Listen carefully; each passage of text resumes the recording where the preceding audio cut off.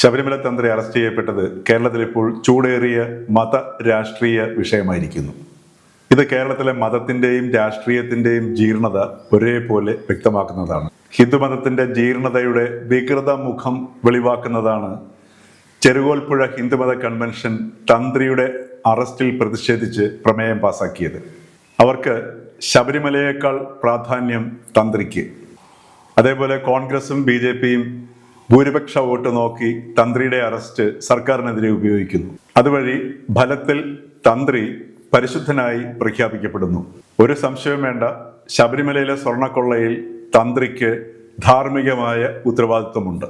അതുപോലെ തന്നെ ശബരിമലയിലെ സ്വർണത്തിന്റെയും സ്വത്തിന്റെയും ആത്യന്തിക സൂക്ഷിപ്പുകാരായ സർക്കാരിനും ഇതിൽ ഉത്തരവാദിത്വമുണ്ട്.